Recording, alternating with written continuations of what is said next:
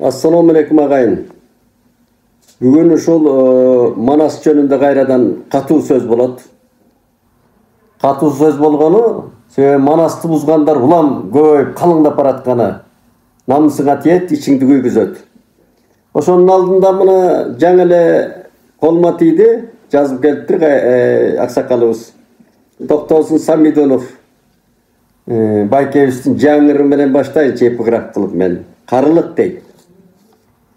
Картайбайбыз карлыктан, чуап өткөн жылдардан, картаябыз чарчагандан, шумпай менен куулардан, картаябыз кусалыктан, көңүл кылган сүйүүдөн, картаябыз түйшүктөрдөн үст-үстүнө үйүлгөн, картаябыз өткөн чакты саргайганча сагынып, биз ушинтип картаябыз, келелекте карлык дейт.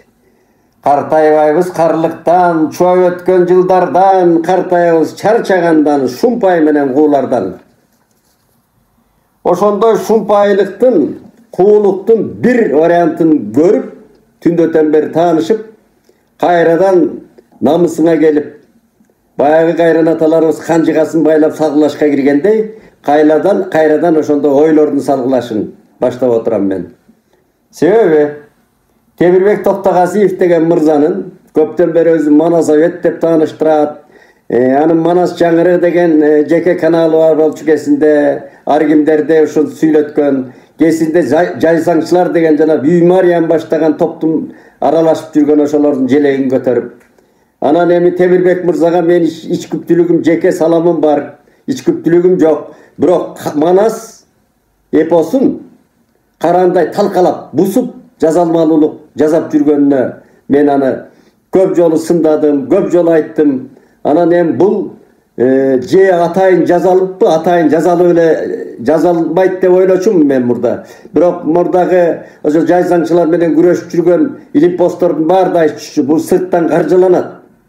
Булар атайын топ, сырттан каржыланат. Себеби Манасты алсыратуу менен Кыргызды алсыратуу, Кыргызды жок кылуу, өзү идеядан ажыратуу деген максат турат дегенде мен ишенч эмесмин. Ушул Темирбек мырза кантип ошого барсын. Ошондой деп көрсө, кийин байкадым мен, ошонун баары туура келип атат да. Акыры булардын колу азыркы колу мына президентке жетиптир да. Мен эң коркконум, менин мына бүгүн чыгып сүйлөп атканымдын өзөктү өрттөгөн ушундай ичкүйдүүлүк эмес, намыстан сүйлөп атам туугандар муну мен. Кезинде ошол Жайсаң Үмөтуулунун деген жалган китеби, жана Бүй Мариям деген аялдын тамтаңдап жазган китеби деген айталы. Ал Жумгал районунун дегенде, анан Нарын областтык соту тарабынан экстремисттик китеп деп табылып, атайын чечим чыгылган. Соттун чечими чыккан ага. Анан алар жогорку сотко апелляция жазган эмес, ошону менен автоматтык түрдө ал экстремисттик китеп деп эсептелет азыркыга чейин. Мына бүгүнкү Темирбек Токтогазиев чыгарып атат. Манастан алган 5 китеп дейт.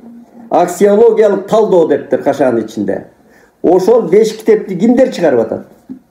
Мына мен катары менен окуп берейин. Кыргыз Республикасынын президенти Жапаров Садыр Нуркожоевичтин фондунан каржыланып жарык көрдү дейт. Кашанын ичинде. Кашанын ичи жок эле. Баш редактору Кыргыз Республикасынын мамлекеттик катчысы Касманбетов Сүйүнбек Сапарбеков дейт. Башкы редактору. Фонд каржылап атат, президенти фонду. Анан рецензиттер тиги бу деп кетип атат. Анын ичинде Хусейн Исаев бар экен, өтүп кеткен Миталип Мамытов Элбатыр, Өскөн Осмонов профессор тарыхчы, Мамбет Жунус Абулов дагы илимдин кандидаты экен бу киши, Ыйгарым укуктуу элчиси дейби каякта экен, Алиасбек Алымкулов деген Элбатыры. Рецензиттер ушулар. Анан кийин Токтогазиев Темирбек Шукурбекович Манастан алган 5 китеп. Темирбек Токтогазиевдин монографиясында Манас эпопеясынан 5 багытта темаларды бөлүп алып, аларды аксиологиялык талдоого алганы кыргыз Манастаану илимине киргизген жаңылыгы десек болот деп баштап атат тиги башында. Көрдүңүзбү? Анан кийин буякта өмүрлүк жарым маркум дейт Арнаптырага аялына, анда кеп жок. Анан кийин дагы мына 4-чү бетинде ачсак эле Манас атанын жети осуяты дейт. Манас атанын жети осуяты Kesinde Акаевдин идеологтору чыгарган жалган идеолог болгон. Аны топчукка башпан какшап жүрүп өттү. Жалган. Манас осуят таштаган эмес. А Манас эпосунун ичинде ошондой идеологиялар бар деп алып чыкса болот. А Манас отуруп алып эле ташка отуруп алып эле же бир көлдөлөнгө отуруп алып осуят айткан эмес да. Бул фальш болгон убагында. Али далилденген Акаевдин идеологтору чыгарган. Эл журттун ажырагыс биримдиги жана бир жакадан баш, бир жеңден кол чыгарган биримдик биринчи. Улуттук аралык ынтымактоостук жана кызматташтык экинчи. Улуттук ар-намыс жана атуулдук ариет үчүнчү. Төртүнчү арбас мээнет алдык деп 4-7 осуятты фальшивка кылып чыгарышкан. Ал Акаев кайда бүгүн? Ал идеологтор кайда? Идеология кайда? Жок. Жок. Мына ошону башына коюп атат. Эпиграф кылып. Андан дагы кызыгы коркунучтуусу сүрөтүн коюп атат президенттин. Кыргыз Республикасынын президенти Жапаров Садыр Нуркожоевичтин жолдомосу дейт.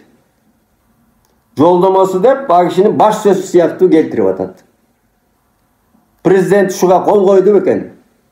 Ушу жолдомону өзү жазды бекен ал киши. Деги эле ушу китепти көрдү бекен. Мени шегим бар.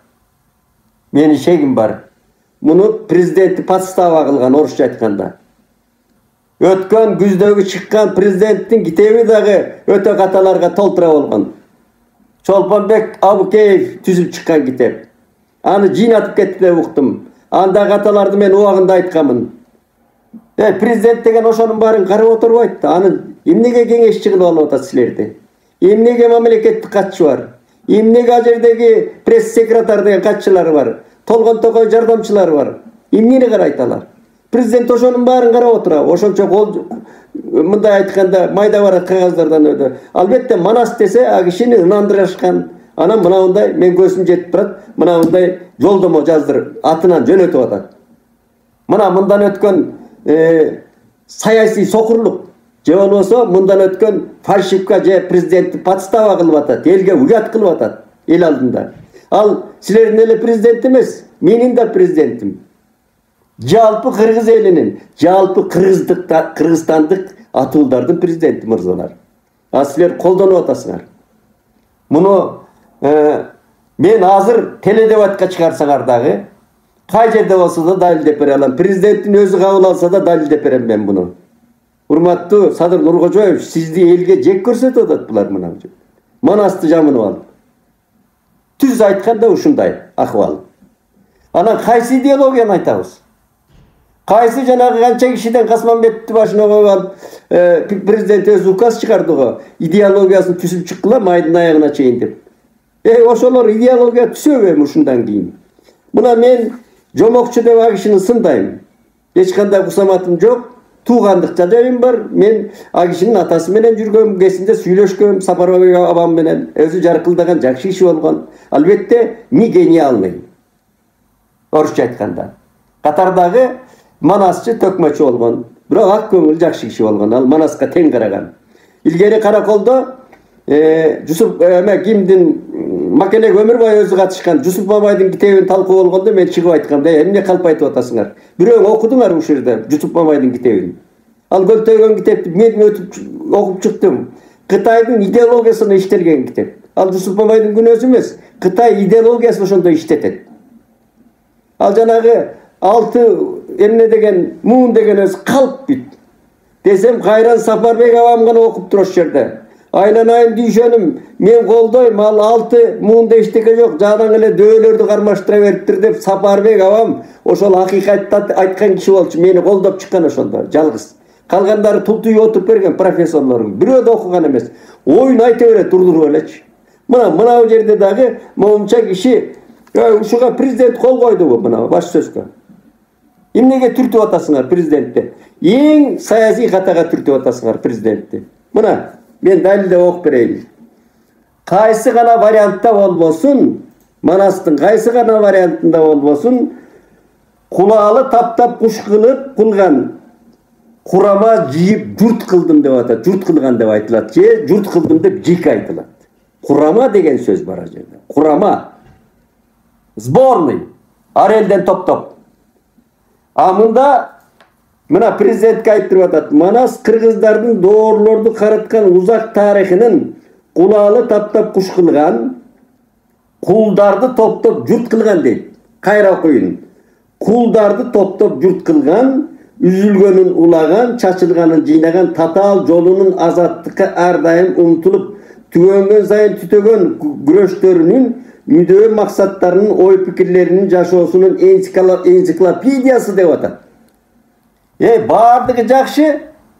Кулдарды топтоп деген сөздү кайдан тапты бул? Ким тапты муну? Ким президентке айтып атат? Бул чоң саясий ката. Анда баарыбыз кулбуз бу. Бүт кулдарды топтоп деп атат. Анда бүт кул ошол Манас топтоп келген эл, журт, чоролор. Кудайды карасаңар болбойбу? Токтогазиев, Кудай бар да, Манастын арбагы турат да. Сен ойлогондой Манас сыйкырдан жаралган эмес. Манас эпосу Улуу Айтматов айткандай чылгы эле тарыхый эпос. Тарых турат анын өзөгүндө.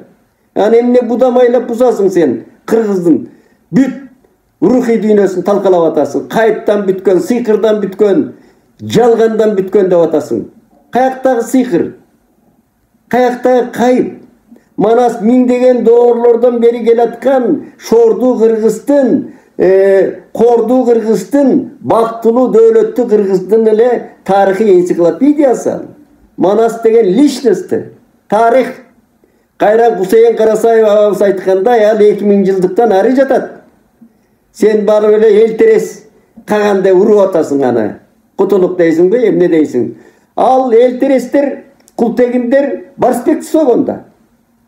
Барысбек тарыхта калган биздин энисейлик бир жамаатыбыздын ханы болгон. Күчтүү болуп баратканда түрктөрдүн ичинен эле түргөчтөр, тиги бу деген кагандыктар Барысбекти барып көкмөндү ашып келип кыштын күнү алдыга бир кыргызды баштатып келип туруп, жанагы найза бойлоос карларды кечип келип туруп анан төбөдөн басып урганда Барысбекти уйкуда жатканда. Ошонун башында ошол түрк кагандары турган. Сен биздин душмандарды алып барып Манас кылып атасың. Бул атайын жасалган версия бу. Сенин алдыкы маңдайың туруп алып, эмне деген сүрөттөрдү чаптагансың бул жерге.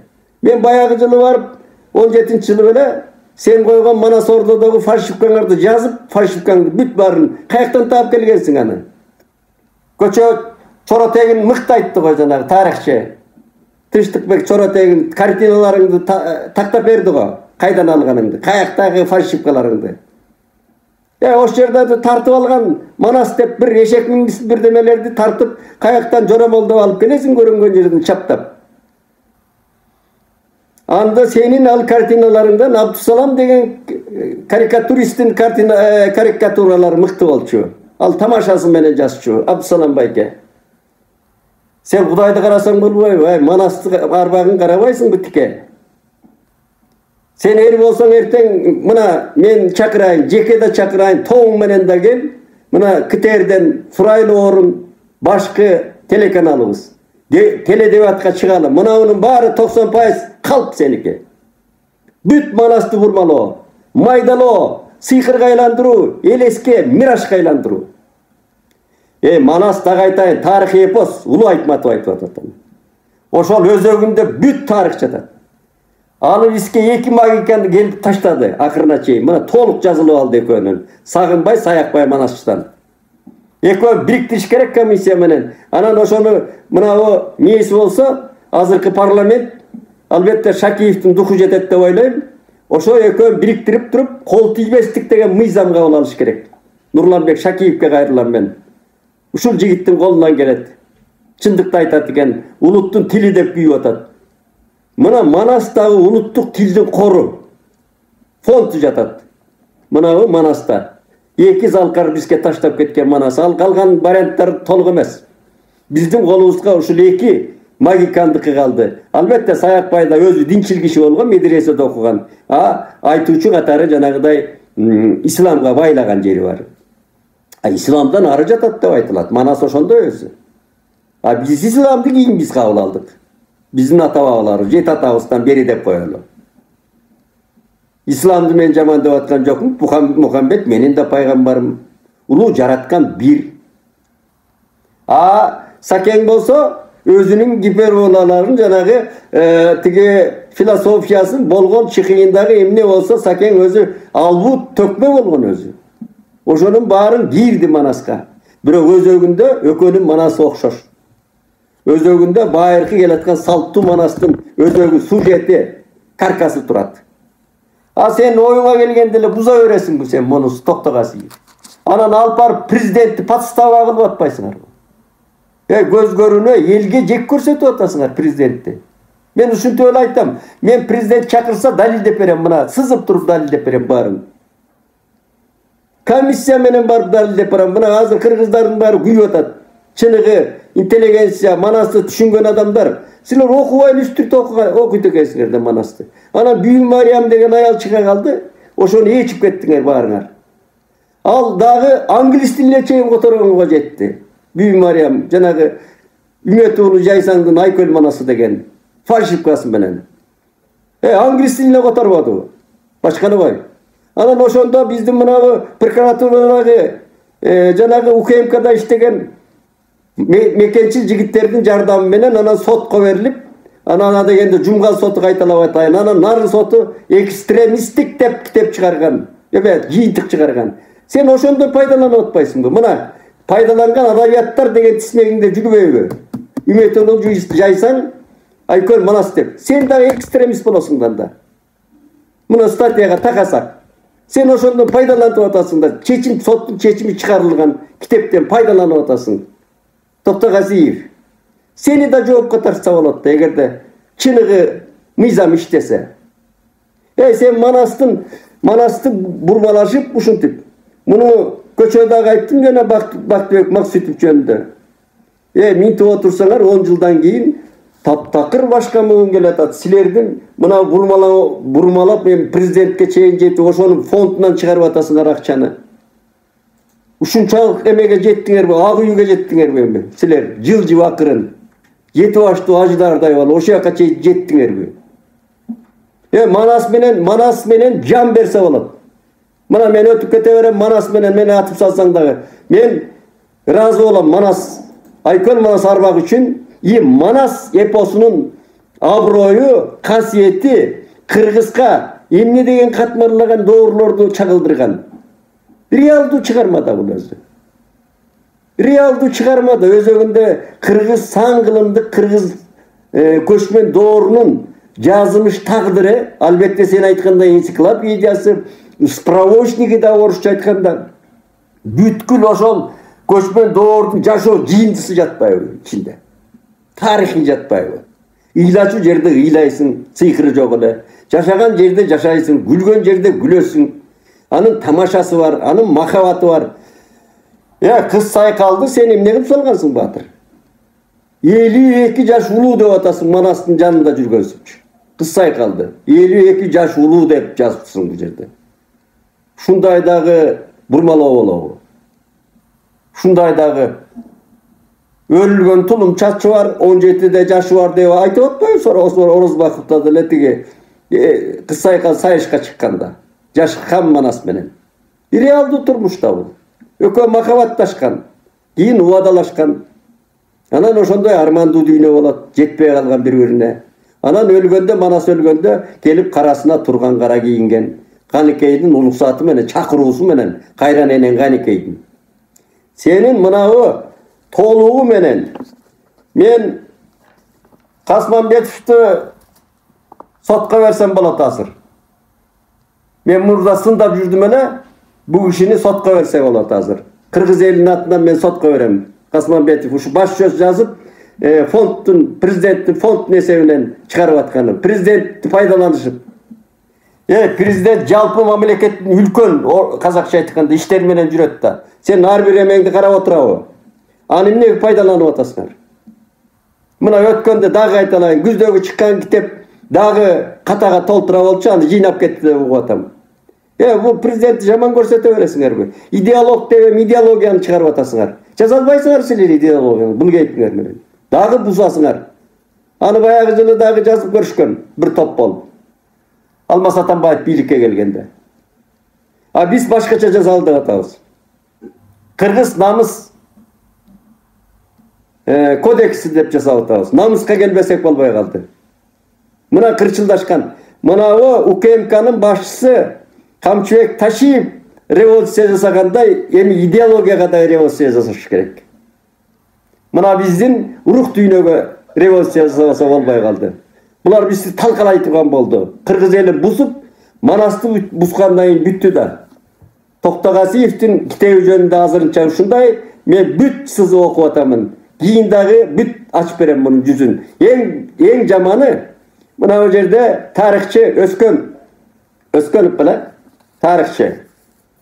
Анан жанагы дайма ушул Миталиев акени жакшы көрөм да, Жанаке дейм өзүм. Мээлердин дөө дарыгер деп жаздым эле. Миталиев аке ушул этият болсоңуз эми көрүнгөн эмеге эле баш эме кош жаза берет экенсиз, билип билбей элечи. Сиз деген мыкты дарыгерсиз да, мыкты хирург дүйнөлүк деңгээлдеги. Анан бу жерде да укмуштантып жазып атасыз да. Эми ушундай да китеп жок, бул укмуш Токтогазиевдин деп окуп жазып атасызбы же окуп түшүнбөй эле жазып атасызбы? Карыям. Asıl karıyam ey. Ama tigi Berke hakeme ayla yok. Aksakal gözlördün özü öttün doktoru ile bırak gözlördün de doktoru olup ketken kesinde. Hem al kişi karıdı. Ama siz okuvaysız mı, karavaysız mı? Anan bir deme koldup yazbaysınlar. Jönlü jaza vermey. Şu menen süйлөшүп turalı azırınça. Жүрөк титирете турган акыбалда манасы азыр. Şunu aytayын dedim. Урматтуу президент sizge жетсе, жеткирер бирөө жарымы. Муну токтотпосо болбойт. Бул сизди түзөлө айтам, элге жек көргөнүнүн эле бир жолу мына өзү. Аман бололу, ден соолукта бололу.